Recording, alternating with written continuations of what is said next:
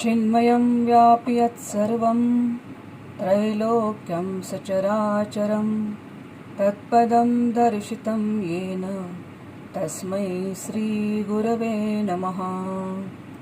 समस्तजनकल्याणे निरतं करुणामयं नमामि चिन्मयं देवं सद्गुरुं ब्रह्मविद्वरं सर्ववेदान्तसिद्धान्तं गोचरं तमगोचरं गोविन्दं परमानन्दं सद्गुरुं प्रणतोऽस्म्यहम्।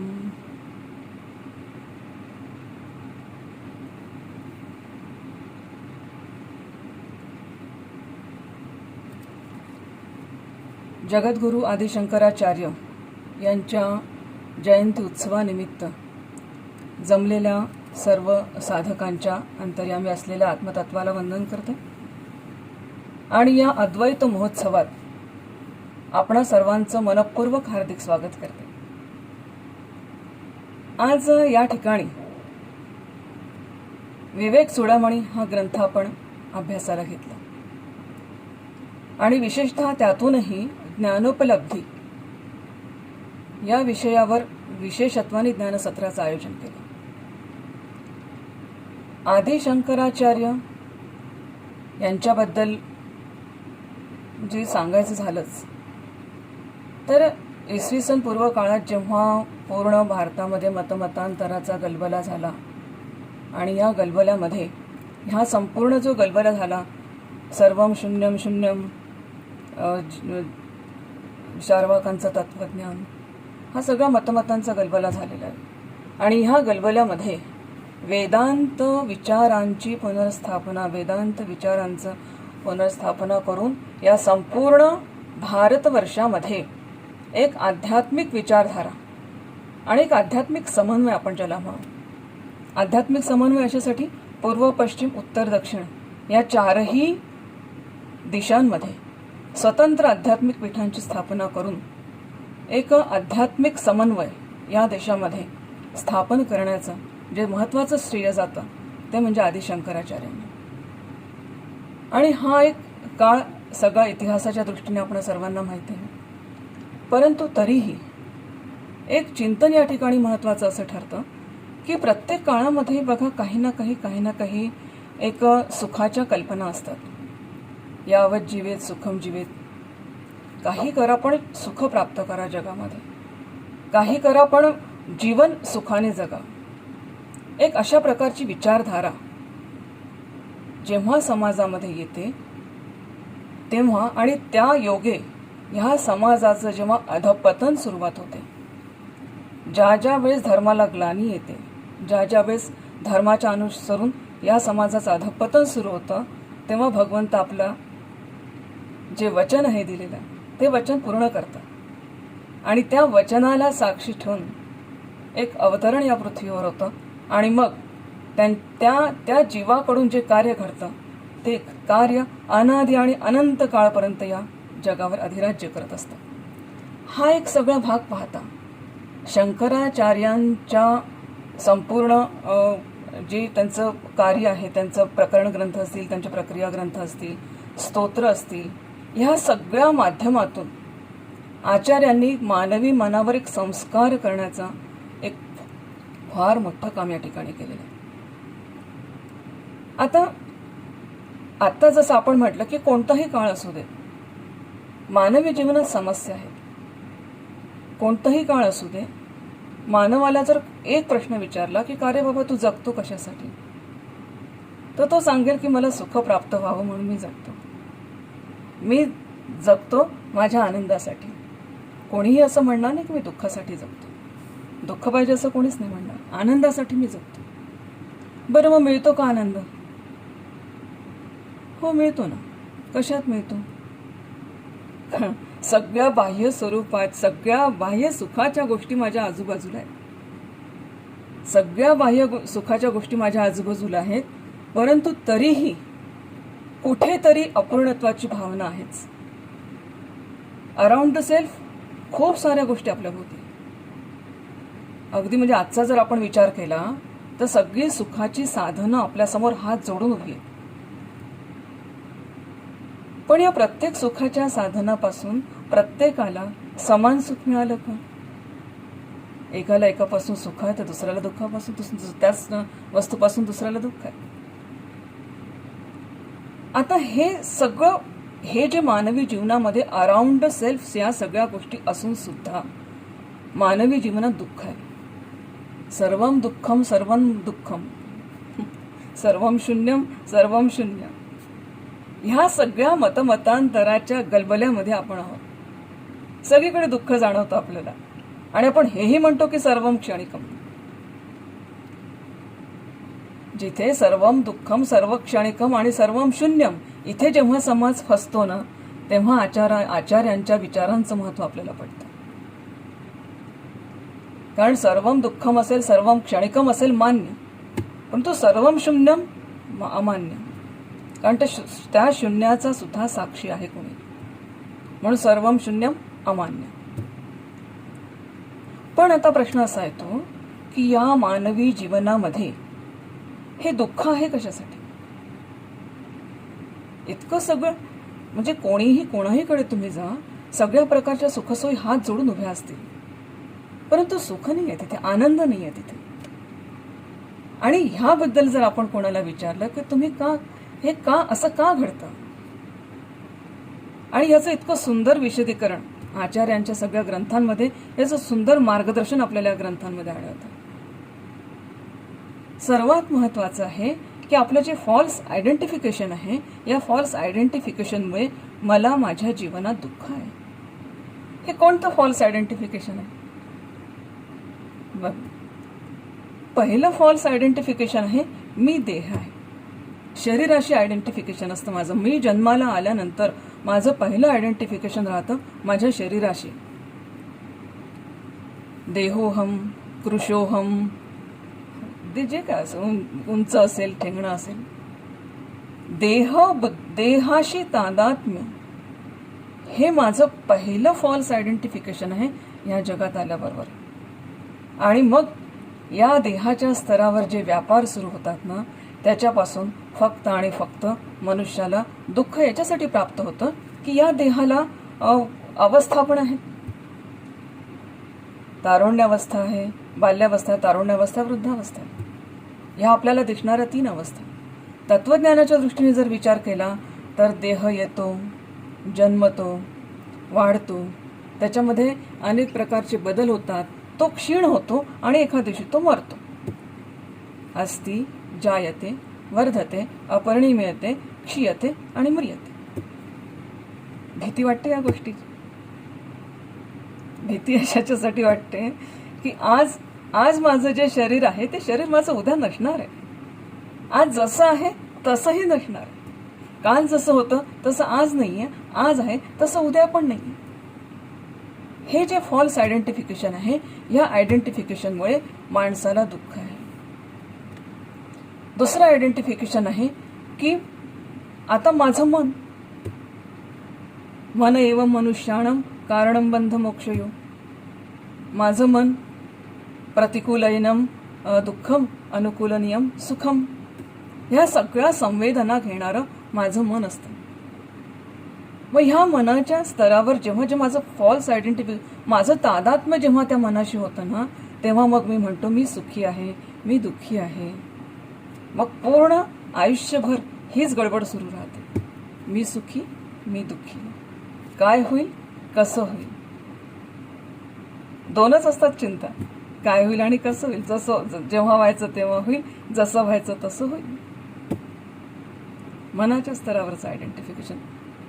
तिसरं आयडेंटिफिकेशन माझं आहे बुद्धीच्या स्तरावरचं. छान तत्वबोधामध्ये मनाची पण परिभाषा दिली आहे, संकल्प विकल्पात्मक मनः. जे संकल्प विकल्प करतं ते मन, पण त्या मनावर एक, ज्याला आपण म्हणूया की मनावर कब्जा करणारी आपली बुद्धी. निश्चयात्मक बुद्धी, व्यवसायात्मक बुद्धी. परंतु होतं काय की मी स्वतःला शरीर समजायला लागते, मी स्वतःला मन समजायला लागते, मी स्वतःला बुद्धी समजायला लागते आणि सगळी गडबड तिथेच होऊन जाते. म्हणून एक छान ज्याला आपण म्हणतो गृहीत तत्व एक लक्षात ठेवायला पाहिजे जे आम्हाला आचार्यांच्या सगळ्या याच्यातून मार्गदर्शनातून डॉक्टर काकांच्या मार्गदर्शनातून मिळतं की जे माझं आहे ते मी नाही. So this is false identification. मग आता हे जर असं सगळं आहे, असं जर सगळं दुःख माझ्या जीवनामध्ये आहे, तर मग मी काय केलं पाहिजे? याच्यावर काही उपाय आहे का? आहे ना उपाय. आचार्य तेच तर सांगतात. विवेक चूडामणी ग्रंथ तत्वज्ञानातला अत्यंत सर्वश्रेष्ठ ग्रंथ समजला जातो. चूडामणी म्हणजे एक शिरोभागी, एक सर्वोत्कृष्ट असा विचारांचा ग्रंथ असा मानला जातो की ज्या ग्रंथामध्ये संपूर्ण परमार्थ विज्ञान साधकासाठी उत्तम साधनेची साखळी शंकराचार्यांनी या ठिकाणी दिली. अतिशय सुंदर साखळी दिलेली. आणि हा ग्रंथ तत्वज्ञानाचा शिरोमणी मानला जातो. आणि म्हणून विवेक चूडामणी.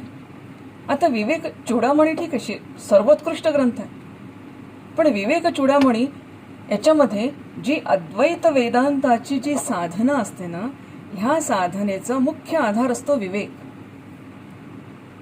म्हणून हे जे आपल्या आयुष्यामध्ये जे दुःख आहे ते दुःख कशासाठी आहे? हे दुःख ज्या विवेकाच्या आधाराने जर मी जाणलं तर निश्चितपणे त्या दुःखाचं परिवर्तन मी माझ्या आनंदामध्ये करून घेऊ शकते. म्हणून मग एक गृहीतक लक्षात ठेवावं लागतं की जे माझं आहे ते मी नाही. मग माझं काय काय? माझा देह आहे, माझं मन आहे, माझी बुद्धी आहे, माझं चित्त आहे, सगळं माझं आहे, पण जे माझं आहे ते मी नाही. पूर्ण जेव्हा आपण या ग्रंथात पुढे पुढे जात जातो ना, तेव्हा तेव्हा याची पूर्ण विचारांची साखळी आपल्याला मिळते. आणि म्हणून ही जर सगळा बाब विचारात घेतली, एक तत्वज्ञानाची ही विवेकाची साधना जी आहे, जी विचारांची साधना आहे, जी तत्वज्ञानाची साधना आहे, त्या साधनेचं परिपूर्ण मार्गदर्शन ह्या ग्रंथामध्ये आपल्याला मिळतं. मग आता माझ्या जीवनात जर दुःख आहे तर मग हे दुःख कोणत्या गोष्टीपासून आहे? हे दुःख आहे ज्या गोष्टींना मी माझं समजलो त्या गोष्टी माझ्या नव्हत्याच, त्याच्यामुळे त्या माझ्याजवळ आल्या, त्याच्या माझ्यापासून दूरही गेल्या, त्याच्यामुळे मला खूप दुःख झालं माझ्या आयुष्यामध्ये. आणि हे टिकणारं पण नव्हतं. ज्या गोष्टींमध्ये मी संपूर्ण माझ्या आयुष्याचं सार शोधण्याचा प्रयत्न केला ते खरं तर असारच होतं.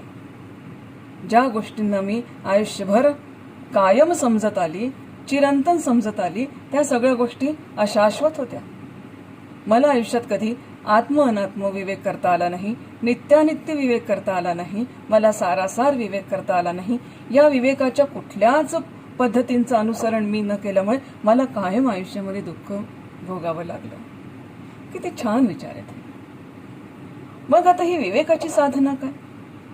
बघा, आचार्य जेव्हा आपल्या शिष्याला सांगतात तेव्हा अक्षरशः माऊलीच्या भूमिकेत असतात ते.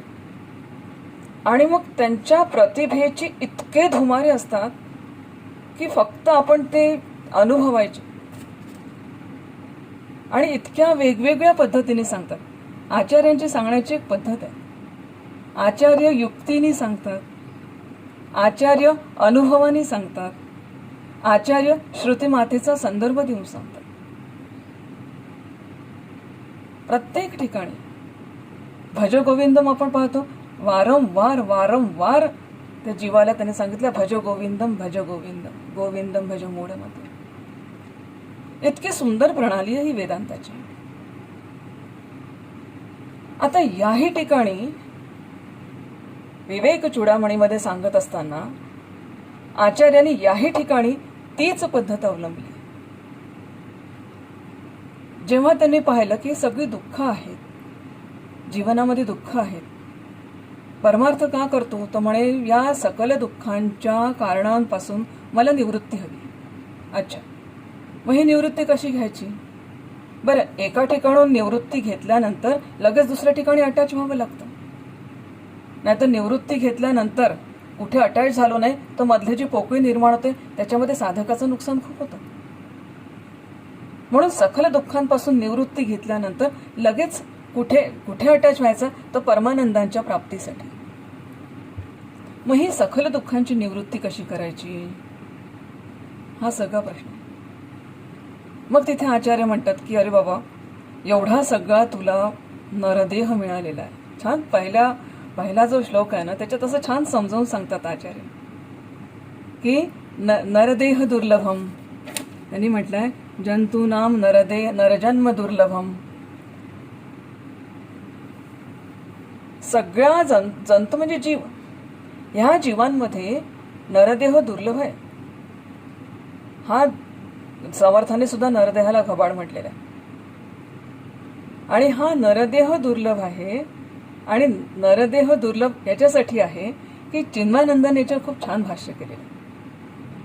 त्यांनी सांगितलं की माणसांच्या ज्या कॅटेगरीज असतात त्या कॅटेगरीजमध्ये स्टोन मॅन, ज्याला फक्त शरीर आहे, शरीर जास्त जड आहे. दुसरा वनस्पती मॅन, वनस्पती मानव, ज्याच्यामध्ये मन, शरीर आणि मन आहे, दोन्ही आहे. आणि तिसरा मॅन म्हणजे मनुष्य मानव, ज्याच्यामध्ये शरीर, मन आणि बुद्धी तीनही आहे. आणि म्हणून मनुष्य देह हा अतिशय दुर्लभ आहे की ज्याच्यामध्ये सगळी एक प्रकारची सिस्टीम आहे की ह्या देहामध्ये आल्यानंतर आपण आपल्या स्वविकसन करून घेऊ शकतो. म्हणून नरदेह जंतूनाम नरजन्म दुर्लभ. किती दुर्लभ गोष्टी आयुष्यात बघा बरं. आणि हे वारंवार आचार्य सांगतात आपल्याला की एवढ्या जर दुर्लभ गोष्टी आपल्या आयुष्यामध्ये आहे तर या दुर्लभ गोष्टींना जाणून आपण काय केलं पाहिजे.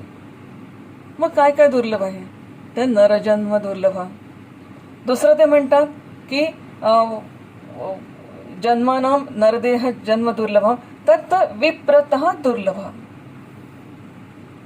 विप्रता जात या दृष्टीने आपल्याला घ्यायचं नाही, पण विप्रता म्हणजे ब्रह्मस्वरूपाचं आचरण, ब्रह्मस्वरूपाचं ज्ञान प्राप्त करण्यासाठी ज्या प्रकारची एक आंतरिक तळमळ लागते, हे तळमळ असणं हे त्याहून दुर्लभ.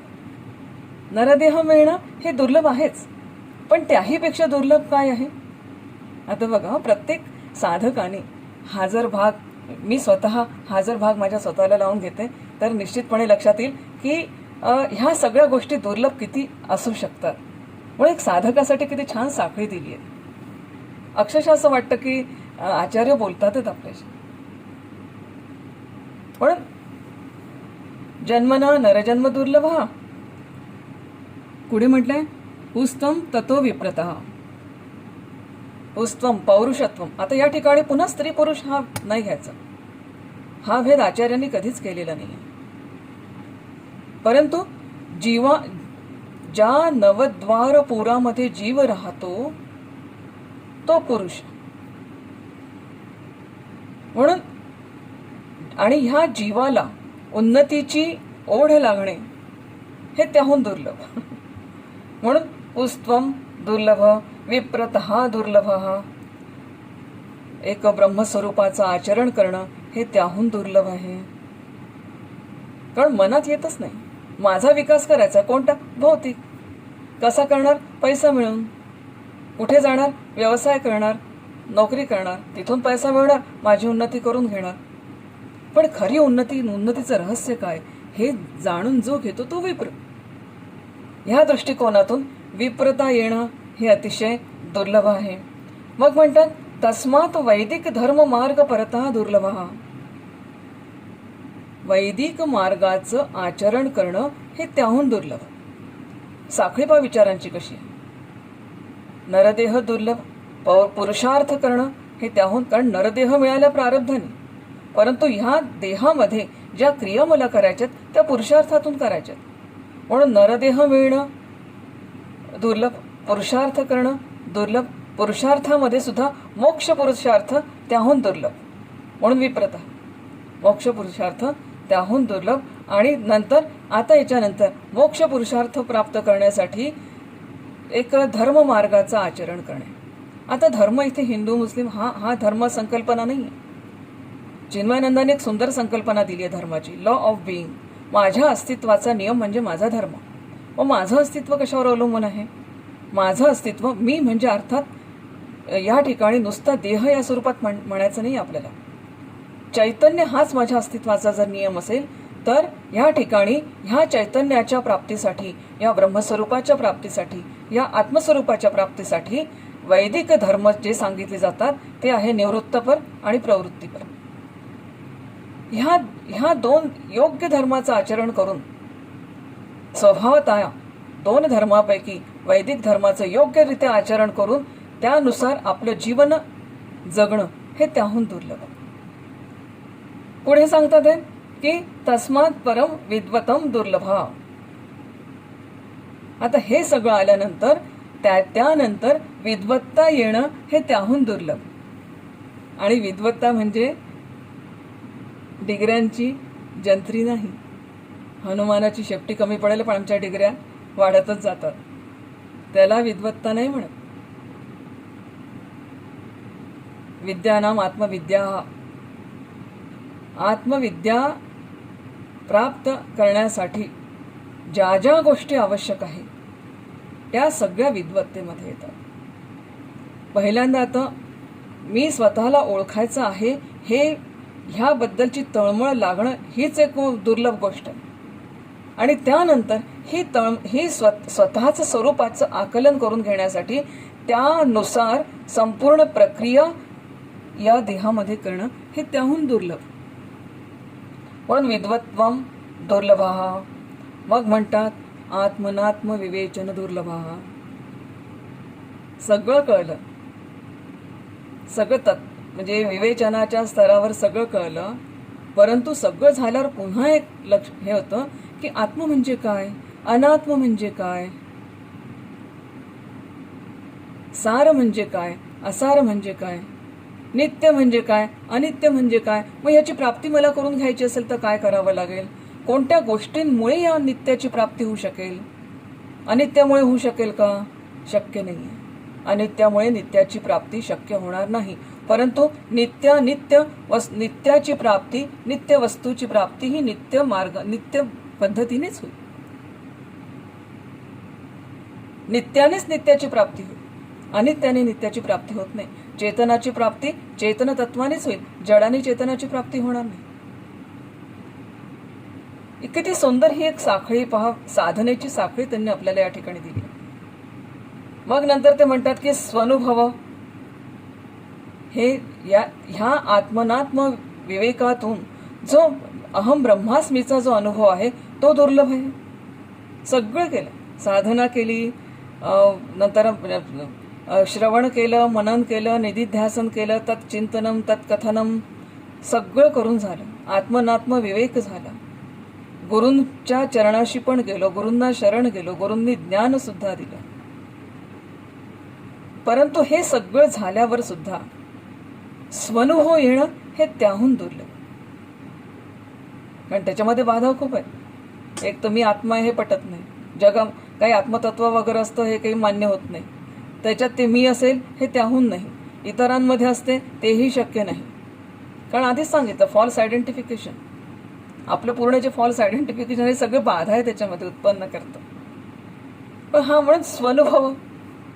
त्यानंतर म्हणतात आहेत की आत्मनः ब्रह्मस्थिती मुक्ती. ह्या स्वरूपाला जाणल्यानंतर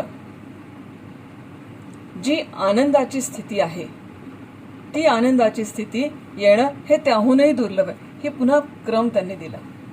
आणि मग हा सगळं टाइम पिरियड किती आहे तर म्हणे शतजन्म कोटी भी सुकृते. म्हणजे अनेक जन्मांतरीचे पुण्य असतील तर या गोष्टी आपल्या आयुष्यामध्ये घडतील, अन्यथा घडणार नाही. मग आता ह्या सगळ्या गोष्टी झाल्या, पण अजूनही काही गोष्टी दुर्लभ आहेतच हो. आचार्यांनी पुन्हा पुन्हा पुन्हा समजावून सांगतात आहेत साधकाला, पुन्हा पुन्हा समजून सांगतात आहेत की मनुष्यत्वम मुमुक्षत्वम महापुरुष संश्रयः एतत्त्रयम दुर्लभा. मनुष्यत्वम, त्व म्हणजे भाव, मनुष्यपणाचा भाव. मला माझा देह जर प्रारब्धाने मिळालाय तो पुरुषार्थ करणं, ह्या पुरुषार्थाने मोक्षाची प्राप्ती करणं.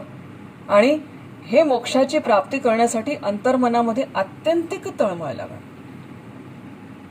मुमुक्षत्व. आता हे सगळं आपण सगळे रोजच्या अभ्यास वर्गातले, त्याच्यामुळे मुमुक्षत्व वगैरे या गोष्टीबद्दल विशेष विवेचन न करता आत्यंतिक स्वतःला जाणण्याची आत्यंतिक तळमळ लागणं याला मुमुक्षत्व म्हणतात. किती तळमळ असावी की अगदी डोकं पाण्यात बुडवल्यानंतर श्वास घेण्याची जितकी तळमळ असते ना, तेवढीच तळमळ भगवत प्राप्तीची जर लागत असेल तर समजायचं की मुमुक्षत्व आहे. म्हणून मनुष्यत्व येणं, मुमुक्षत्व येणं आणि हे सगळं प्राप्त करण्यासाठी महापुरुष संश्रय अतिशय ह्या सगळ्या गोष्टी ह्या दुर्लभ आहेत. आणि मग हे सगळं झालं, हे सांगून झालं आचार्यांचं, तरी पण त्यांच्या लक्षात आलं की तरी पण माणूस दुःखीच आहे. म्हणजे हे सर्व प्राप्त होऊनही माणूस जर दुःखी आहे तर दुर्लभम नरजन्म हा. आणि हे सगळं मिळवण्यासाठी, प्राप्त करण्यासाठी शास्त्रांचा अभ्यास हे सगळं करून, हे सगळं सांगितलं, शास्त्रांचा अभ्यास केला, नंतर हे सगळं जाणून घेतलं, तरी पण या ठिकाणी थोडंसं आचार्य खंत व्यक्त करतात की तरी पण आत्मनात्म विवेकाकरता प्रयत्न करणार नाही, तरी पण आत्मनात्म विवेकाकरता प्रयत्न करणार नाही. आणि ही जी संपूर्ण निवृत्तीची अवस्था आहे, ही अवस्था प्राप्त करून घेण्यासाठी तू धडपड जर करणार नाही तर आता तुला मी काय म्हणू? अरे सगळं उपलब्ध करून दिलं तुझ्याजवळ, ब्रह्मस्वरूपाचं छान, ज्याच्यामध्ये सगळे ब्रह्मपदार्थ ठेवलेले आहेत, ते ब्रह्मपदार्थांचं ताट तुझ्या समोर आणलं, सद्गुरू तुला खाऊ घालायला बसलेले आहेत, अत्यंत प्रेमाने तुला खाऊ घालतात आहेत, आणि तरीही जर तू त्याचं सेवन करत नसशील तर आता तुला काय म्हणावं? हे असं म्हणत असताना पुन्हा मग आता दुर्लभम मानुषम देहम तत्रापि पौरुषम प्राप्यम, म्हणजे हे सगळं बुद्धी अंतःकरण सगळं तुला मिळालं रे बाबा, या तू स्वार्थेनं प्रमाण देते, स्वरूप शोधण्याच्या, तरीही तू स्वरूप शोधण्याच्या प्रयत्नात कमी पडतोय. आता तुला काय सांगावं? 5 श्लोकांपर्यंत हे सगळं सांगून झाल्यानंतर 5 श्लोकांपर्यंत त्यांनी वारंवार साधकाला समजावून सांगितलं, पटवून देण्याचा प्रयत्न केला. आणि तुला आता मी काय म्हणू बाबा, कर काहीतरी. मग आता ते सांगतात की कोणत्या कोणत्या मार्गाने हा सगळा प्रयत्न असू शकतो. तर ते म्हणतात ही सगळी मुक्ती मिळवण्यासाठी, ही सगळं मोक्ष मुक्ती मिळवण्यासाठी काय काय केलं जातं? तर म्हणे शास्त्राणी वदंतु, शास्त्राचं म्हणजे शास्त्र पठण केलं जातं. देवान यजंतु, यज्ञ केले जातात. कर्माणी कुर्वंतु, काही कर्म केले जातात, कर्मकांड केलं जातं. देवता भजंतु, देवताचं भजन केलं जातं. आत्मैक बोधे विना, हे सगळं जरी असलं तरी आत्मैक बोधे विना विमुक्तीन सिद्धती. यज्ञ केला, याग केला, वाचन केलं, पुष्कळ उपनिषदांचं वाचन केलं, ब्रह्मसूत्रांचं वाचन केलं, सगळं वाचन केलं, वाचन झालंय, कर्मकांड करून झालंय, परंतु तरीही जर हे जर आहे तर ब्रह्म विमुक्ती न सिद्धती. जोपर्यंत आत्मैक बोधे विना मुक्ती न सिद्धती, जोपर्यंत आत्मबोध तुला होणार नाही तोपर्यंत ती विमुक्ती या ठिकाणी होणार नाही. आणि असं कोण सांगताय? तर या ठिकाणी आचार्यांनी एक दृष्टांत हे दिलेलं आहे की असं श्रुतिमाता सांगते बरं का. म्हणजे बघा, युक्तीने सांगितलं, युक्ती करून सांगितलं की जन्मर देह दुर्लभ आहे रे बाबा. स्वानुभवाने सांगितलं, अस्वानुभवाने सांगितलं, आणि श्रुतिमातेचा आधार देऊन सुद्धा सांगितलं. आणि या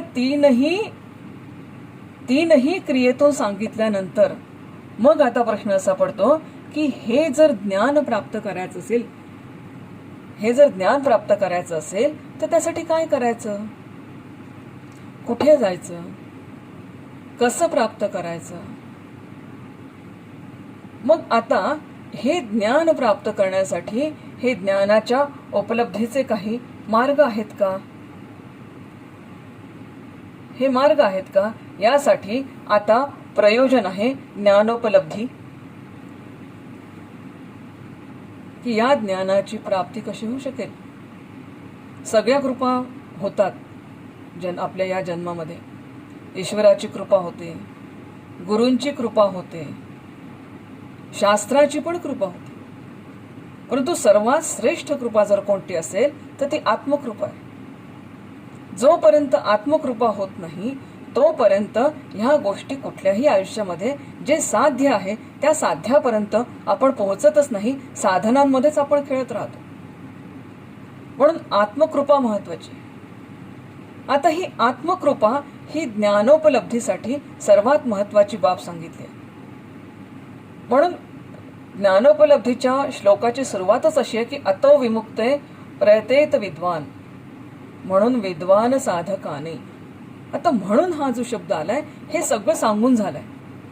तुला सांगितलं बाबा नरदेह दुर्लभ आहे, पुरुषार्थ दुर्लभ आहे, विप्रता दुर्लभ आहे, धर्म मार्गाने जाणं दुर्लभ आहे. हे सगळं आहे. इतकं करूनही तू ऐकत नाहीस, तरी तू दुःखाने जीवन जगतो आहे. हे सगळं सांगून झाल्यानंतर आता म्हणतात ते म्हणून. हे सगळं तुला युक्तीने सांगितलं, तुला स्वानुभवातून सांगितलं, श्रुती मातेने सांगितलं, तेही तुला सांगितलं. हे सगळं आहे म्हणून आता तू काय कर, म्हणून विद्वान साधकाने आंतरिक मुक्ती प्राप्त करून घेण्याचा प्रयत्न करावा. आता इथून ह्या ठिकाणी आचार्यांनी ज्ञानदालनामध्ये छान आपला प्रवेश करून दिलाय. आणि किती असं छान, म्हणजे कसं तिथे आपल्याला असा अनुभव येतो की आचार्यांनी आपल्याला सगळं इतकं छान समजावून दिलंय, अगदी बाळ बेटा करून समजून दिलाय. आणि आता चुपचाप आपल्याला त्या दालनामध्ये पहिलं पाऊल आपलं आणून दिलेलं आहे. आणि असं म्हटलं जातं योग्य दिशेला पडलेलं पहिलं पाऊल हे आपल्याला उद्दिष्टापर्यंत, ध्येयापर्यंत नेऊन पोहोचवतच. ही ताकद आहे आचार्यांच्या ग्रंथांची. आणि म्हणून या ठिकाणी विद्वान म्हणून म्हणजे अत विमुक्ते प्रयतेत विद्वान, म्हणजे विद्वान साधकाने आंतरिक मुक्ती प्राप्त करून घेण्याचा प्रयत्न करावा. म्हणजे काय करावं? विद्वान साधक कोण? विद्वान साधक, पुन्हा प्रश्न तोच आला. धनवान असतो, चारित्रवान असतो, ऐहिक ज्ञान प्राप्त असतो, विविध तांत्रिक ज्ञान प्राप्त असतो, त्याच्यात तो सगळा विद्वान असतो. पण विद्वान म्हणजे काय? तर विद्वान म्हणजे आपल्या व्यावहारिक दृष्टिकोनातून जर आपण घेतला तर खूप प्रकारचं ज्ञान खूप प्रकारच्या डिग्र्या प्राप्त केल्या, ज्ञान प्राप्त केलं, सगळं वाचन वगैरे सगळं झालंय, परंतु अजून अनुभूती यायची, त्याचं ऍप्लिकेशन व्हायचं. नॉलेज ॲज सच खूप मिळवलं, पण application, what about application? Nothing. Application नाही, पण माहिती सगळं माहिती.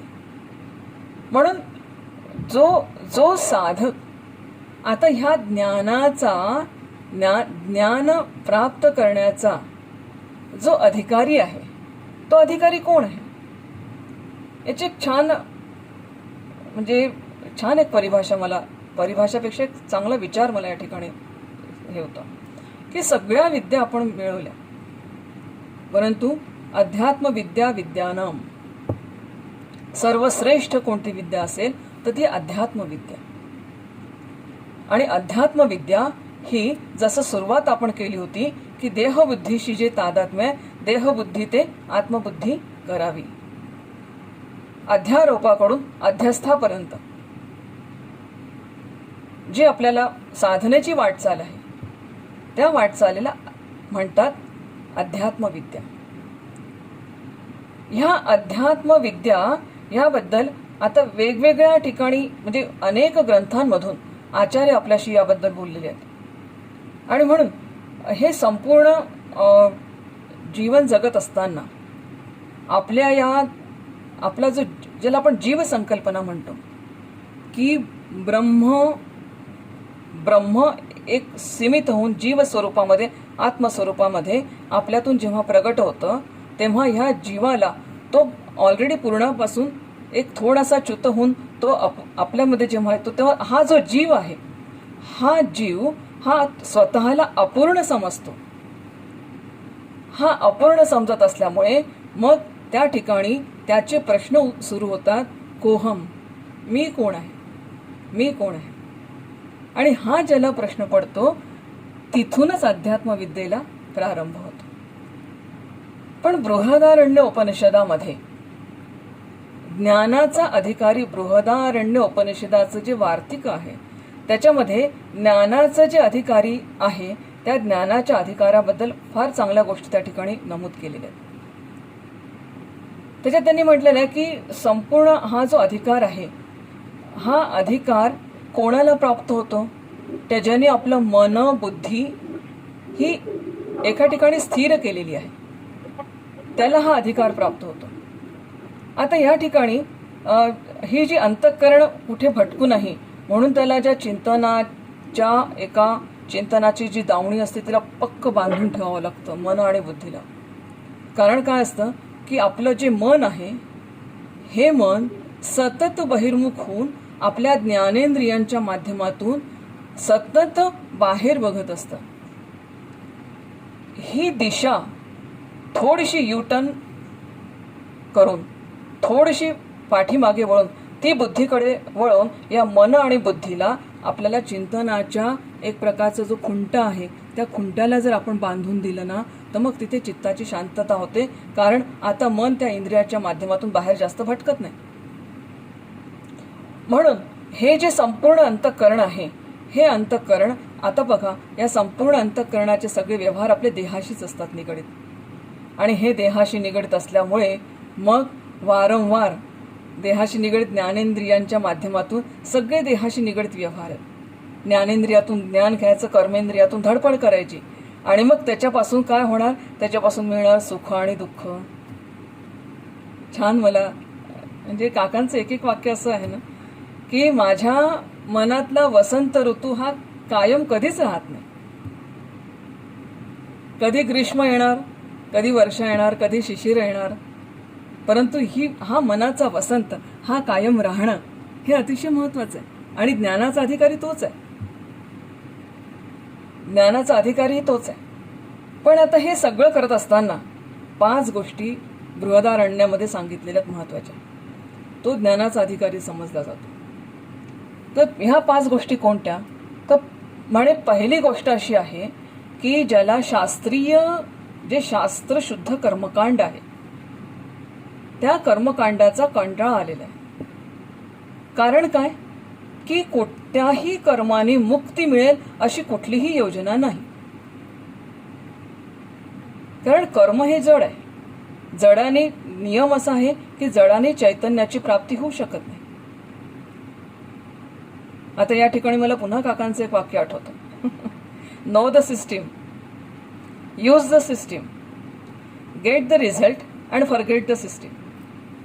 पण नो द सिस्टीम ही सिस्टीम समजून घेतली पाहिजे की ज्या गोष्टीच्या आधारे मला माझ्या आयुष्यात ज्या तत्वाची प्राप्ती करायची आहे ते तत्व चेतन आहे, ते तत्व निरावयव आहे, ते तत्व अविनाशी आहे, ते तत्व नित्य आहे.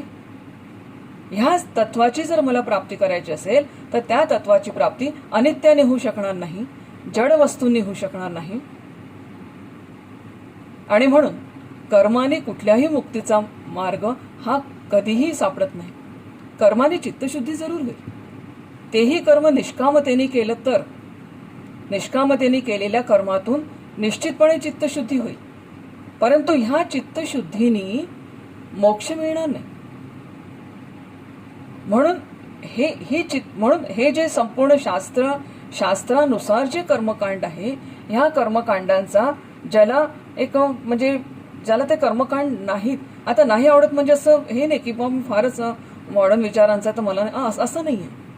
त्यातून मिळणाऱ्या कर्मफलाची जी आसक्ती आहे तीच आसक्ती त्यांनी सोडून दिलेली आहे. त्या फळाची किंवा त्या फळाची त्याला आसक्ती नाही, त्याला इच्छाही नाही. आणि त्याच्यामुळे त्याच्या मनामध्ये ह्याच्याबद्दल कुठल्याही प्रकारचं फलेच्छा राहत नाही.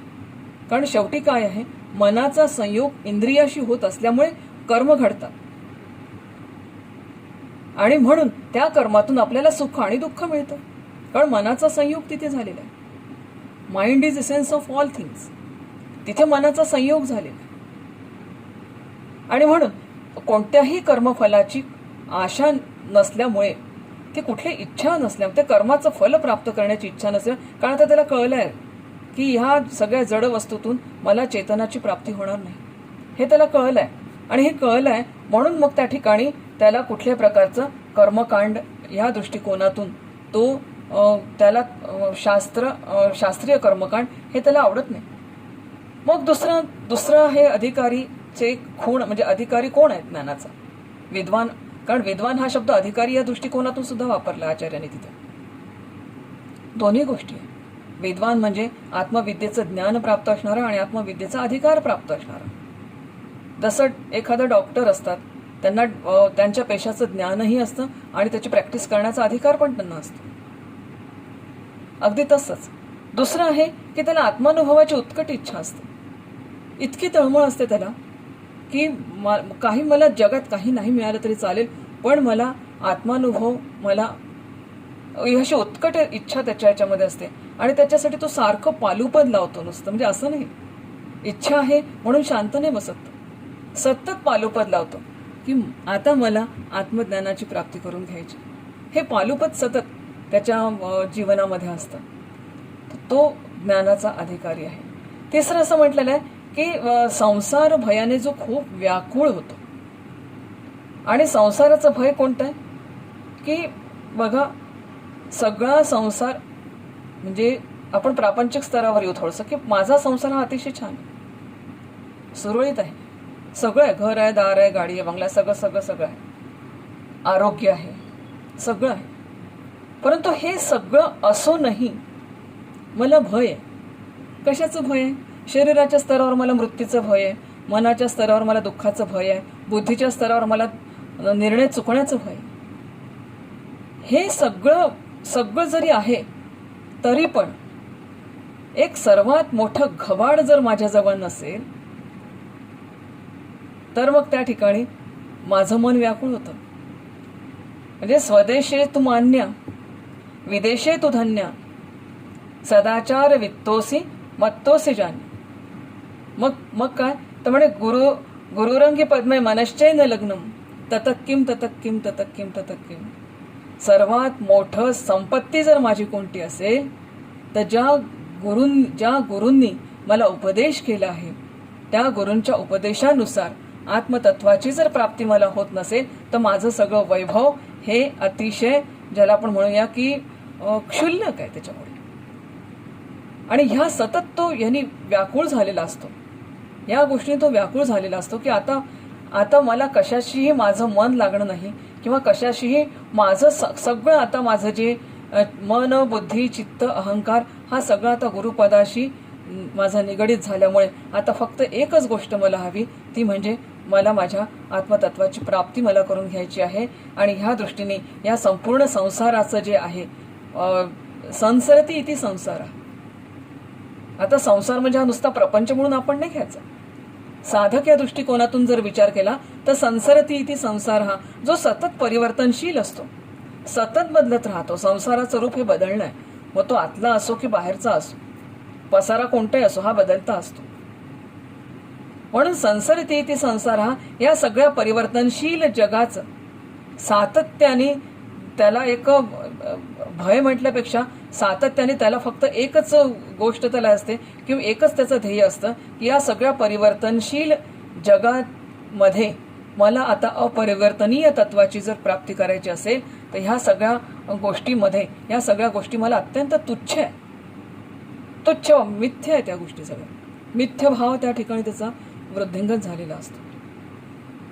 चौथी गोष्ट सांगितली आहे की मोहात फसण्याचं, त्याला जो मोह म्हणजे आहे ती गोष्ट जशी आहे तशी न दिसता वेगळी दिसते. तर हे जे मोहात फसण्याचं भय आहे हे, आणि या मोहातून निघण्यासाठी तो सातत्याने धडपडत असतो. आणि ईश्वर आणि पाचवं जे अधिकार सांगितलंय ज्ञानप्राप्तीचा, तो आहे ईश्वर आणि सद्गुरू आणि वेद, श्रुतिमाता यांच्यावर पूर्ण विश्वास, यांच्यावर पूर्ण श्रद्धा. ह्या दृष्टीने वेदांताचा जो किंवा या संपूर्ण ज्ञानाचा जो अधिकारी आहे तो असतो. आणि तर हे सगळं केव्हा करायचं? तर मी देह आहे ही भावना माझी इतकी प्रबळ आहे की तो देह जाण्याची भीती पण माझ्या मनात आहे. आज तर खूपच आहे. इतका छान देह माझा गेला तर काय करायचं, गेला तर ही सतत भय मनामध्ये आहे. मग आता हा देह सोडण्याच्या पूर्वी देहबुद्धी जर सुटली तर निश्चितपणे ज्ञानाचा अधिकार, ज्ञानापर्यंत आपण जाऊन पोहोचतो. पण देहबुद्धी सोडण्याची तीव्र इच्छा, कारण ज्या भ्रांती असतात ना आपल्या मनामध्ये, मला हे माझा देह सत्य वाटतो, देह सत्यत्व भ्रांती आहे. मला हे संपूर्ण जगत सत्य वाटतं. ज्या तत्वाच्या ज्या अधिष्ठानावर माझा देह आहे त्याच्याकडे खऱ्या देवा विसरून गेला. त्या खऱ्या देवाला तर विसरलोच मी, परंतु ज्या तत्वावर हा माझा जडदेह, हे जड जगत ज्या तत्वावर अधिष्ठित आहे त्या खऱ्या तत्वाला विसरून गेला खऱ्या देवा. त्या खऱ्या ईश्वराला आपण विसरून जातो. आणि मग या देहाला जेव्हा आपण सत्य मानू लागतो, या जगताला जेव्हा आपण सत्य मानू लागतो, तेव्हा या भ्रांतीपासून सगळी मुक्तता व्हावी. हे सगळं आता तात्विक स्तरावर पटलं. बरं, तात्विक स्तरावर आणखीन बऱ्याच गोष्टी विद्वत्ता या शब्दात येतात बरं का. नुसतं एवढंच नाही, हे तर बृहदारण्य उपनिषदांमध्ये एवढ्या हे अधिकार सांगितलेले आहेत, ज्ञानाचे अधिकार. परंतु पुन्हा आणखीन कसं असतं की काही ज्या एक ज्याला आपण म्हणू की चंचल आत्मनिवेदन असतं. कसं की मी ब्रह्म आहे असं कधीच वाटत नाही, मी आत्मा आहे हे कधीच वाटत नाही, मी देह आहे हे वाटत राहतं. बाहेर वगैरे कुठे काही असं ब्रह्म वगैरे असेल याच्यावर विश्वास नाही बसत.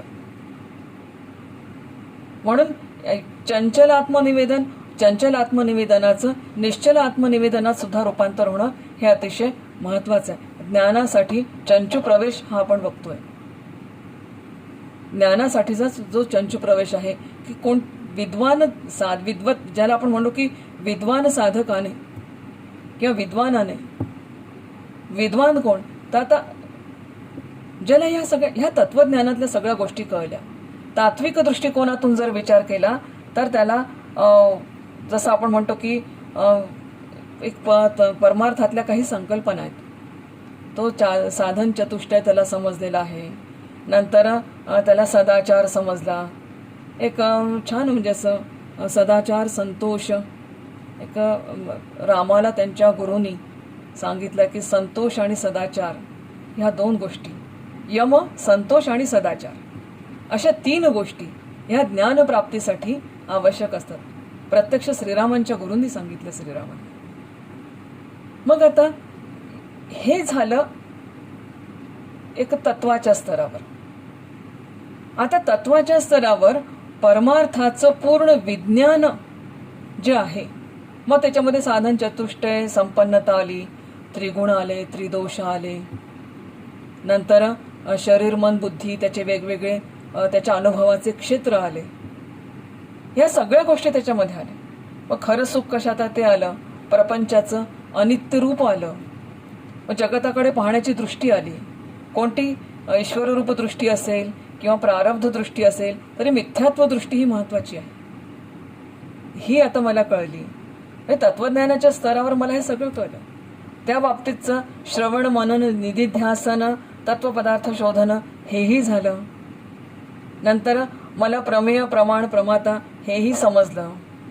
प्रागभाव प्रध्वंसभाव या सगळ्या ज्या तात्विक संकल्पना आहे त्या कळल्या. मला माझं व्यक्तिमत्व सुद्धा कळलं की माझं व्यक्तिमत्व म्हणजे ज्याला मी म्हणतो त्या मीचं व्यक्तिमत्व म्हणजे माझं मी शरीर फॉल्स आयडेंटिफिकेशनमध्ये माझ्या शरीराचं कळलं, स्थूल देह कळला, सूक्ष्म देह कळला, कारण देह कळलं, महाकारण कळलं, जागृती कळलं, स्वप्न कळलं, सुषुप्ती कळलं, पंचकोश कळले, पंचप्राण कळाले, सगळं मला हे ज्ञान झालं. सगळं तात्विक दृष्ट्या it's okay. Now I am ready to do practice. म्हणजे आता या ठिकाणी म्हणजे हे म्हणजे त्याला जाणून घेतलं, त्या विषयाला जाणून घेतलं, साधना केली, त्याची साधना पण केली, इंटर्नशिप साधना पण केली, परंतु आता अजून अनुभव नाही आला. हे सगळं केल्यावरही अनुभव नाही आला. मग आता ह्या अनुभवासाठी काय केलं पाहिजे? छान सांगतात आचार्य की वाटतं ना तू विद्वान आहे तुला वाटतं ना, ज्ञानाच्या क्षेत्रात तुला जर यायचं असेल तर हे सगळं जाणून घेणं आवश्यक आहे. तच्चिंतनम, तत्कथनम, तत्वपदार्थ शोधनम, श्रवणम, मननम, निदिध्यासनम, सगळं ओके. त्याप्रमाणे साधना झाली.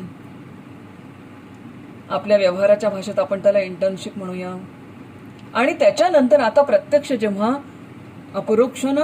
अपरोक्षानुभूतीची तळमळ साधकाला लागते, तेव्हा सद्गुरू त्याला उपदेश काय करतात की संन्यस्य बाह्यार्थ सुखस्पृहसन, संन्यस्य बाह्यार्थ सुखस्पृहसन. आता या ठिकाणी संन्यस्य बाह्यार्थ सुखस्पृहसन म्हणजे बाह्यार्थ याचा अर्थ काय? बाह्यार्थ याचा अर्थ आहे इंद्रियाचे विषय, माझ्या इंद्रियाचे विषय, त्याला म्हणतात बाह्यार्थ. आणि हे इंद्रियाचे विषय जे आहेत, ह्या इंद्रियाच्या विषयाला, प्रत्येक इंद्रियाला एक एक विषय, जसं कर्ण असेल तर श्रुत्या म्हणजे ऐकणे, ज्ञाने, प्रत्येक ज्ञानेंद्रियाचा एक एक विषय आहे. आणि ह्या प्रत्येक ज्ञानेंद्रियांचा विषय आहे. कसं असतं ना, ज्ञानेंद्रिय आहेत, परंतु त्या ज्ञानेंद्रिय मनाशी निगडित आहेत. मनाचं जे प्रगट कार्य आहे ते ज्ञानेंद्रियांच्या माध्यमातून प्रगट होतं आणि कर्मेंद्रियांच्या माध्यमातून ते प्रत्यक्ष आचरणात येतं. म्हणजे ज्ञानेंद्रियांचा विषय असो किंवा कर्मेंद्रियाची धडपड असो, या प्रत्येकामागे मन आहेच. मग आता ज्या वेळेस मी माझ्या डोळ्यांनी बघतो, त्यावेळेस डोळा हा द्रष्टा, दृश्य झाला. आणि त्याला पाहणारं कोण आहे? मन आहे. ते झालं द्रष्टा. जो बघतो तो द्रष्टा, ज्याला पाहायचं तो दृश्य, जे पाहायचं ते दृश्य. मग ज्या वेळेस माझे डोळे बघतात त्यावेळेस, बरं डोळे दृश्य सगळे बघतील, त्याला कंट्रोल नाही आहे. माझ्या डोळ्यासमोर ज्या ज्या गोष्टी घडतात आहेत त्या मला बघाव्याच लागतील, कारण डोळ्यांनी सगळंच दिसणार आहे. परंतु या ठिकाणी मन पॉवरफुल असं आहे की जे मी बघितलं त्या कोणत्या दृश्याशी मी आयडेंटिफाय व्हावं, त्या ठिकाणी माझ्या इंद्रियाची फॅकल्टी पक्की होते. अनेक गोष्टी मी बघते, पण त्यातली नेमकी या ठिकाणी चॉईस इज अवर्स. हा सगळा चॉईस आपला असतो की अनेक दृश्य बघितल्यानंतर कोणत्या दृश्याशी मी आयडेंटिफाय व्हावं. म्हणून हे जे सगळे दृश्य आहेत, कानात अनेक गोष्टी ऐकायला येतील, पण मी काय ऐकावं. नंतर अनेक स्मेल्स बाजूला येतील, पण नेमकं कोणता स्मेल मला आवडावा.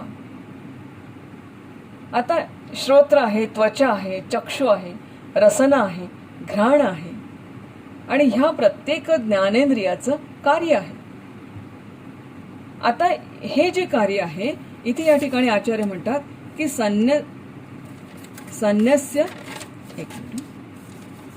संन्यस्त बाह्यार्थ सुखम स्पृहसन. म्हणजे बाह्य स्पृहा म्हणजे आसक्ती. ह्या इंद्रियांना कायम बाहेरच्या सुखाची आसक्ती असते. जसा शरीराचा आहार असतो ना, तसा इंद्रियांचा पण आहार असतो. व हा आहार कोणता घ्यायचा हे पूर्ण माझ्या मनावर अवलंबून आहे. पण आता पाहणं याच्यात प्रॉब्लेम नाही, पण त्याच्यापासून जे सुख माझ्या मनाला होतं किंवा त्याच्यापासून जे दुःख माझ्या मनाला होतं, त्याच्यापासून जर माझी आसक्ती सुटत असेल किंवा ती सुटणं हे या ठिकाणी अपेक्षित आहे, किंवा त्याच्याशी निगडित जो माझा रागद्वेष आहे त्या सुखांशी निगडित. कोणी माझ्याबद्दल चांगलं बोललं छान वाटतं, वाईट बोललं तर अरे राग आला है ना. एखादं चांगलं दृश्य पाहायला मिळालं तर छान वाटतं, वाईट दृश्य मिळालं तर लगेच मनावर त्याचे ओरखडे उमटल्याशिवाय राहत नाही. तर हे एखाद्या वेळेस छान खायला मिळालं तर मस्त वाटतं, आवडीचं मिळालं नाही तर कठीण काम होऊन जातं. हा जो सगळा भाग आहे, म्हणजे ते संपूर्ण विषय, ते इंद्रिय जेव्हा माझे बाहेर जातात, जायला प्रॉब्लेम नाही, परंतु त्याच्याशी कोणत्या गोष्टीशी मी आयडेंटिफाय होते आहे, त्यातली जी आसक्ती आहे त्या आयडेंटिफिकेशन मधली, ती सुटल्याशिवाय त्याच्यापासून रागद्वेषांची सुद्धा निवृत्ती होणार नाही. आणि ही रागद्वेषांची निवृत्ती माझी झालीच पाहिजे. हे दोन प्रकारचे असतात. मला हवं आहे आणि मला नको आहे, हा संघर्ष कायम माझ्या मनात चालू असतो. I want and I don't want, हा संघर्ष कायम असतो मनामध्ये. आणि म्हणून या विषयांकडे आपण कसं बघतो. इंद्रियास्तार्थे रागद्वेष व्यवस्थितो तेयार्न वशमागच्छेत हितो अस्य परिणितो. हे सगळे वाटमारी आहेत. हे जे आपले इंद्रिय जातात नाही, वाटमारी करतात. इतके छान गीतेमध्ये वर्णन आलेलं आहे त्याचं, की ज्ञानेंद्रियांच्या त्या इंद्रियांमध्ये रागद्वेष अधिष्ठित असतात आणि त्यांच्याच आधारे इंद्रियांच्या मागे हे जे मन असतं, ते मन साधकाने त्या ठिकाणी जर निगडित केलं तर ते त्याचं आयडेंटिफिकेशन चुकीचं होईल. म्हणून या इंद्रियांच्या मागे असणारं जे मन आहे, देख इंद्रिय काम असे तो लाई सुख दुराशे जैसा गळी मिन आमिषे भुलविजे का. ज्ञानदेवांनी खूप सुंदर वर्णन केलं. म्हणून या सगळ्या रागद्वेषाच्या मागे, किंवा हे जे माझं मन सतत रागद्वेष करत राहतं इंद्रियांच्या माध्यमातून, म्हणून इंद्रियांचे जे विषय आहे, आता प्रश्न असा येतो की जे इंद्रियांचे जे सगळे विषय आहेत त्याच्यामध्ये खरंच सुख आहे का. बरं, असेल सुख, जर त्या विषयांमध्ये सुख असेल तर सगळ्यांना सारखंच मिळालं पाहिजे. एखादं दृश्य पाहून सगळ्यांना सारखाच आनंद झाला पाहिजे, पण होत नाही तसं. मग प्रत्येक वस्तूमध्ये प्रत्येकाला सारखं सुख मिळवण्याची क्षमता नाही. आणि एवढंच नाही तर हे सुख आज इथे आहे तर उद्या नाही. म्हणजे एका ठिकाणी मला सुख वाटतं, त्याच ठिकाणी दुसऱ्याला वाटेल असं नाही. आणि त्याच ठिकाणी माझे सुख संपून जाईल याची पण काही खात्री नाही, कायम टिकेल याची पण खात्री नाही. म्हणजे हे सुखाची कल्पना कशी आहे, आज इथे आहे उद्या नाही, या ठिकाणी आहे त्या ठिकाणी नाही, या काळात आहे त्या काळात नाही. पण आय वॉन्ट, मला सुख पाहिजे, मला हॅपीनेस पाहिजे, आणि कायम त्याची भटकंती सुरू असते. इथे शोधेल, तिथे शोधेल, भविष्यात शोधेल, भूतकाळात शोधेल, मिळण्याची शाश्वती नाही. कारण ती जी आसक्ती माझी, त्या ज्या मनाचा जो रागद्वेषाशी जे मी निगडीत झालेली आहे, ते रागद्वेष हे सतत परिवर्तनीय असतात. बघा तुम्ही, घडी घडी विघडे हा निश्चयो अंतरीचा, सतत असं मन असं हेलकावे खात असतं. आणि अशा सतत हेलकावे खाणाऱ्या मनापासून खरं सांगा, या इंद्रियांना खरं सुख प्राप्त होऊ शकेल का. छान विवेक सांगितला आचार्यांनी इथं. मग आता असं जर करायचं असेल, आता ह्या सगळ्या इंद्रियांना आहे त्या आपल्या विषयांपासून जर विमुक्त करायचं असेल, तिथून जर मुक्त त्यांना करायचं असेल तर काय करावं लागेल. पॉसिबल नाहीये. पण छान एक घडी बसवून दिली आहे शास्त्राने आपल्याला, आपल्या ज्ञानेंद्रियांसाठी. घेई माझे वाचे गोड नाम विठोबाचे, डोळे तुम्ही घ्या रे सुख पहा विठोबाचे मुख, तुम्ही ऐकारे कान माझ्या विठोबाचे गुण, मना तिथे धाव घेई राई विठ्ठलाचे पायी. किती सुंदर घडी बसवून दिली आहे. म्हणून नो द सिस्टीम. ही सिस्टीम एकदा लक्षात आली ना, मग त्याचा उपयोग कसा करावा हे सुद्धा या ठिकाणी आपल्याला संतांचं मार्गदर्शन मिळतं. म्हणून माझ्या सगळ्या इंद्रियांना या ठिकाणी जर असं म्हटलेलं आहे की विद्वान साधकाने विषय वस्तूंच्या सुखाच्या आपल्या सर्व कामनांचा त्याग केला पाहिजे. तो कसा करता येईल. तो सहजासहजी तर शक्य होणार नाही, पण तो कसा करता येईल, त्याच्यासाठी ही जी घडी बसवून दिलेली आहे त्याच्या मार्गानेच तो होईल. त्याच्यासाठी दुसरा मार्ग नाही. म्हणून देह प्रपंचाचा दास, पूर्ण देहाचं हे केलं. सुखे करो काम तुझे रूप चित्ती राहो, मुखी तुझे नाम. चित्ताची सुद्धा घडी बसवून दिली आहे. चित्तात काय असावं, मनात काय असावं, बुद्धीत काय असावं, इंद्रियांचे विषय काय असावे, हा सगळा भाग या ठिकाणी अतिशय उत्कृष्टपणे आपल्याला आपल्या संतांनी, सद्गुरूंनी आपल्यासाठी उपलब्ध करून दिलेला आहे. आता फक्त ती दृष्टी आपल्याला घ्यायची आहे त्यांच्याकडून. म्हणून म्हणून हे इंद्रियांचं जे नियमन आहे हे ह्या अनुभूतीच्या आधाराने आपल्याला करता येईल. मग आता याच्यासाठी साधना कोणती आहे? पुढच्या याच्यामध्ये सांगितलेले की याच्यासाठी साधना कोणती? त्यामुळे इंद्रियाणी परान्याहु इंद्रियेभ्य परम मनः मन स्वस्थ परा बुद्धी बुद्धे परसस्तु सहा. स्थूल देहापेक्षा इंद्रिय श्रेष्ठ, इंद्रियांपेक्षा मन श्रेष्ठ, मनापेक्षा बुद्धी श्रेष्ठ आणि बुद्धीपेक्षा चैतन्य तत्व श्रेष्ठ. आता काय? आता फक्त काय करायचंय? जी दिशा अशी अशी चालली आहे ना, खाली खाली चाललेली आहे, ती दिशा आता फक्त ऊर्ध्व गतीला आपल्याला न्यायची आहे. मनाला फक्त एक यू टर्न देऊन त्याला बुद्धीच्या स्वाधीन करणे. मनही तयार पाहिजे बुद्धीला स्वाधीन व्हायला. बुद्धीने सुद्धा मनाला हात दिला पाहिजे आणि या दोघांनी मिळून शरण गेलं पाहिजे चैतन्य तत्वाला. म्हणून ज्या क्षणाला ही प्रक्रिया घडते ना, त्या क्षणाला आपोआप इंद्रिय हे विषयांपासून आपोआप ते मन मुक्त होत जातं. म्हणून इंद्रिय, मन आणि बुद्धी हे जर कामनांचं अधिष्ठान असेल तर बुद्धीला जे कामनांचं स्वरूप त्याच्यामध्ये निर्माण होतं ते नंतर मन आणि इंद्रिय ह्या तीनही गोष्टी जरी रागद्वेष तैसे रागद्वेष जरी निमाले तरी ब्रह्मीचे स्वराज्य आले मग तो भोगी सुख आपुले आपणची. रागद्वेष जर निमाला तर त्या एक स्वराज्य प्राप्त होतं आणि हे स्वराज्य ब्रह्मस्वरूपाचं स्वराज्य आहे. आणि या ब्रह्मस्वरूपाचे राज्य असतो मी अहम, जो मी खरा आहे. आणि असं जर झालं तर मग या ठिकाणी इंद्रिय, मन, बुद्धी या कुठल्याच ठिकाणी राग आणि द्वेषाची तरंग खऱ्या अर्थाने उमटणार नाही. मग आता ही जर त्याच्यासाठी साधना आहे तर मग आता जावं कुठे याच्यासाठी? आचार्य सांगतात संतम महांतम समुपेत्य देशिकम. संतांकडे जावं लागेल. संत म्हणजे कोण? तर संत जे ज्ञानाचा कुरुठा ते तर सेवा हा दरवंठा तो स्वाधीन करी सुभटा वगळणी. संत हे ज्ञानाचे घर आहे आणि सेवा हा त्यांचा उंबरठा आहे. अशा संतांकडे जावे, सद्गुरूंकडे जावे. सद्गुरू कोण? चैतन्यम शाश्वत शांतो व्योमातीतो निरंजन. अज्ञान तिमिरांधस्य ज्ञानांजन शलाकया. आत्मज्ञान प्रदानेन सद्गुरूंचं स्वरूप आहे. ब्रह्मानंदम परमसुखदम केवलम ज्ञानमूर्तिम द्वंद्वातीतम गगन सदृशम तत्वमस्यादिलक्षम एकम नित्यम विमलमचलम सर्वधी साक्षीभूतम भावातीतम त्रिगुणरहितम सद्गुरुं त्वं नमामि.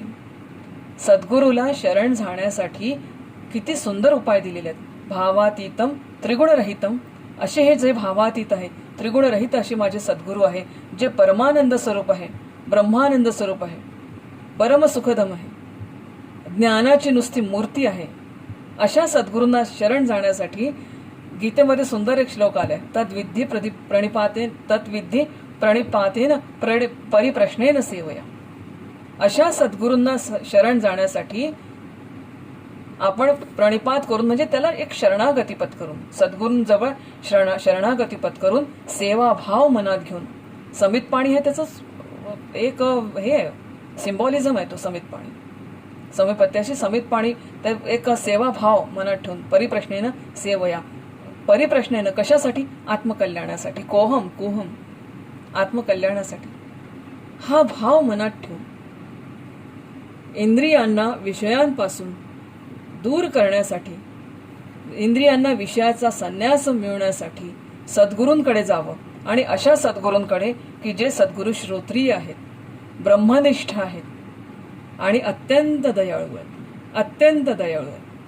अशा सद्गुरूंकडे शिष्याने जावं आणि हे ज्ञान प्राप्ती करून घ्यावे. ईश्वर कृपा आहे, शास्त्र कृपा आहे, सद्गुरु कृपा आहे. What about आत्मकृपा? आत्मकृपेची आता खरी गरज आहे. इतकं सगळं ज्ञान सांगून झालं. आचार्य सांगतात की आता सद्गुरूंकडे जा. अशा विद्वान साधकांनी, ज्यांनी आपल्या इंद्रियांपासून संपूर्ण आपल्या कामनांचा सगळा त्याग हे केलेला आहे, कामनांना जाळून टाकलेला आहे. एकदा जळून गेलेली वस्तू पुन्हा निर्माण होत नाही. कामनांना जाळून टाकलेलं आहे.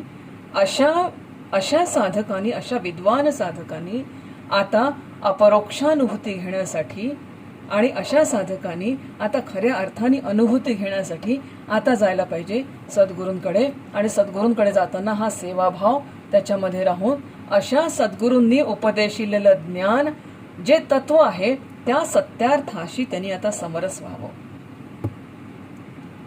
सत्यार्थ कोणता? तत्त्वम असि, हा सत्यार्थ आहे.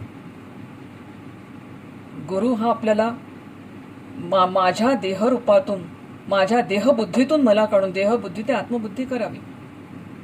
तो देह नसून तो आत्मा आहे, तो आत्मतत्व आहे, तो चैतन्य तत्व आहे, तो ब्रह्मतत्व आहे. ह्या गोष्टीची प्रत्यक्ष अनुभूती घडवून देणारे जे सद्गुरू आहेत, त्यांच्याकडे जाऊन, त्या सद्गुरूंकडे जाऊन त्यांनी जे संपूर्ण जे शिकवण दिली त्याच्याशी आपलं अंतःकरण एकरूप करावं. आता हे सगळं झालं, परंतु हे सगळं जरी झालं असलं तरी पण आता आत्मकृपा महत्वाची आहे. आत्मकृपा महत्वाची आहे. कारण सद्गुरूंकडे जायचं कशासाठी असतात, म्हणजे किंवा पाहू काय ज्ञान आहे त्यांना, खरंच काही होत आहे का तिथे, खरंच माझ्यामध्ये काही बदल होणार आहे का, आणि इतके ते दिवस मी राहून आलो पण काहीच बदल झाला नाही. अरे हे सगळं तुझ्याच हातात आहे बाबा, बाकी कोणाच्या हातात नाही. भूक तुला लागली आहे, जेवायचं तुला आहे, पोट तुझी भूक तुला शमवायची आहे. तुझ्या वतीने कोणीच खाऊ शकणार नाही. बोलाचीचं कढी, बोलाचीचं भात खाऊन या तृप्त कोण झाला? तुझ्या वतीने कोणीही काही जेवू शकत नाही, तुझ्या वतीने पचवू शकत नाही, तुझ्या वतीने त्याचं चैतन्यामध्ये रूपांतर करू शकत नाही आपल्या शरीरामध्ये. पण हे सगळं तुलाच करावं लागेल. आता हे सगळं कसं करावं लागेल?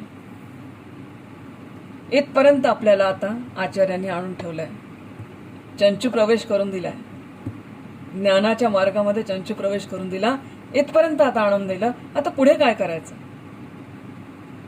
हा भाग उद्याच्या पुढच्या श्लोकामध्ये येणार. ओम पूर्णमद पूर्णमिदं पूर्णात् पूर्णमुदच्यते पूर्णस्य पूर्णमादाय पूर्णमेवावशिष्यते. ओम शांती शांती शांती. हरि ओम. श्री गुरुभ्यो नमः. हरि ओम.